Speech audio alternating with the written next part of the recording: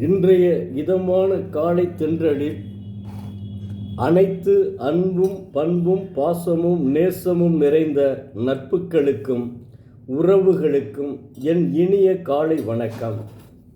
இன்று ஒரு குறள், அதிகாரம் 8, குறள் எண் 73, அன்புடைமை.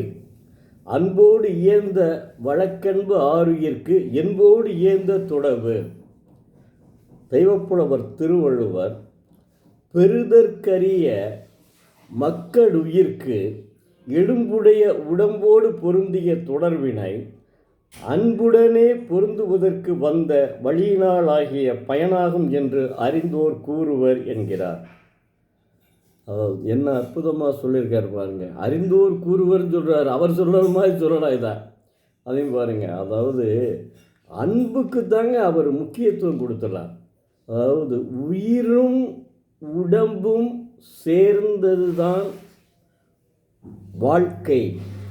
அதோடு அந்த உயிரும் உடம்போடு சேர்ந்தது தான் அன்பு.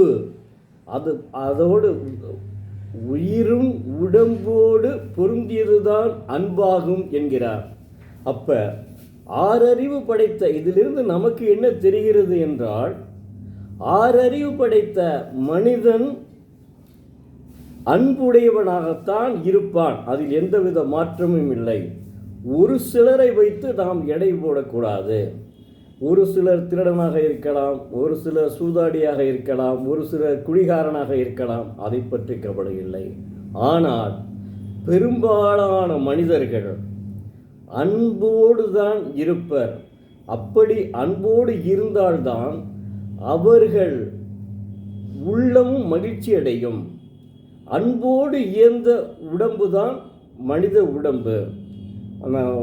அந்த மனித உடம்போடு இயந்தது, மனித உடம்போடு பொருந்தியது தான் அன்பு. அதனால்தான் மனிதன் என்பவன் தெய்வமாகலாம் என்று கவிஞர் கண்ணதாசன் பாடியிருக்கிறார். அதாவது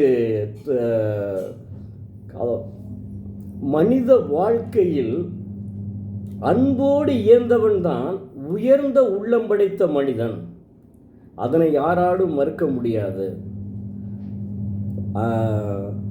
மனிதன் என்பவன் தெய்வமாகலாம் என்று கவிஞர் கண்ணதாசன் பாடியது.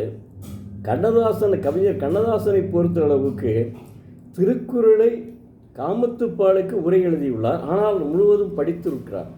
அதாவது எல்லா திருக்குறள்களையுமே மேற்கோள் காட்டுகிறார். அதனால் நாம் எல்லோரும் அன்புடனே வாழ்வோம். அன்பு ஒன்றுதான் நம்மை இணைக்கும். உறவுகள் ஒரு பக்கம் இருந்தாலும் அன்போடு நாம் இருக்க வேண்டும். அதுதான் உயர்ந்த வாழ்க்கை. நன்றி. நாளை மீண்டும் பார்ப்போம்.